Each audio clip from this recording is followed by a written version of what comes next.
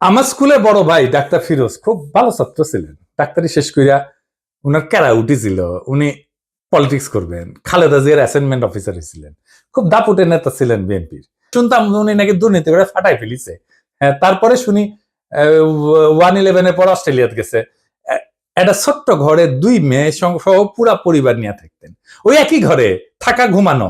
নিজে নাইট গার্ডের চাকরি করেছেন ডাক্তার হইয়া। হারিস চৌধুরী সিলেটের জমিদার বংশের ছেলে ছিল।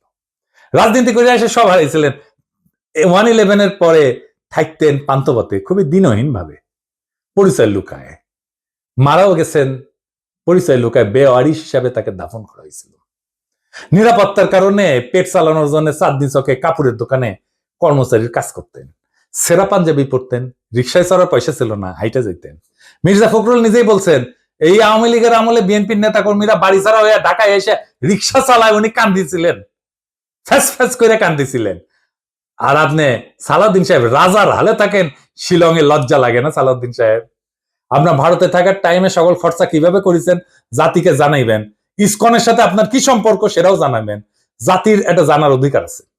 1975-এ সোহরাওয়ার্দীর বডিগার্ড জয় বাংলা হয়ে যাওয়ার পরে বেশ কিছু বছর কাটাল রানী ইন্ডিয়াতে ছিল। সেখান থেকে বাংলাদেশে ফিরে আমাদের উপরে স্টিম লোডার চালাইছে ফ্যাসিবাদের সাথ দিয়ে, আবার ভারতে পালায় গেছে। অনেকে বলে হাসিনা পালায় যাওয়ার পরে সালাউদ্দিন নামের এই বিএনপির নেতাকে ভারত বাংলাদেশে পুশব্যাক করে দিছে। এতদিন আসতে পারেননি উনি, তারপরে 1 সপ্তাহ যায়নি হাসিনা পড়ছে ওনারে পেটে দিল, আগে পাঠাচ্ছিল না। কাকতালীয় ভাবে জীবনের বড় একটা সময় হাসিনার চেয়েও বেশি সময় ভারতেই ছিলেন। তো এই সালাউদ্দিন সাহেব ইদানিং হাসিনার মতো উদ্ধত ভাবে কথাবার্তা বলা শুরু করেছেন। সামনে ওনাকেও সম্ভবত আমরা হাসিনার প্রতিবেশী হিসেবে ভারতে দেখতে পাবো, মাশাআল্লাহ। সালাউদ্দিন সাহেব, মানুষ আপনারা ইন্ডিয়ান মাল বলে, আপনি শুনেন না, কিন্তু ক্যামেরা ঠিকই শুনে। এই যে দেখেন, আপনারা কয় ইন্ডিয়ান মাল আসিছে।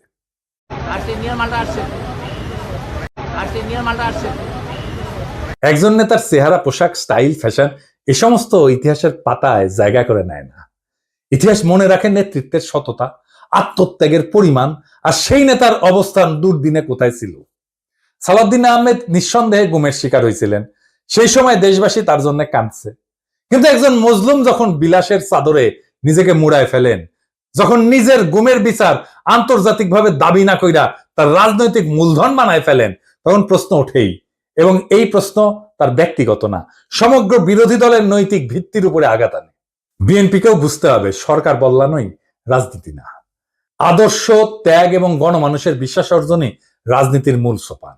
আর সেই বিশ্বাস অর্জনের পথে সবচেয়ে বড় বাধা যদি হয় নিজের দলে থাকা সদ্য ভুক্তভোগী, ছায়া সুবিধাভোগী কিংবা 21শ শতকের গেস্ট হাউস রেভলিউশনারি, তাহলে শাসক পরিবর্তন হইলেও শাসন ব্যবস্থা বদলায় না।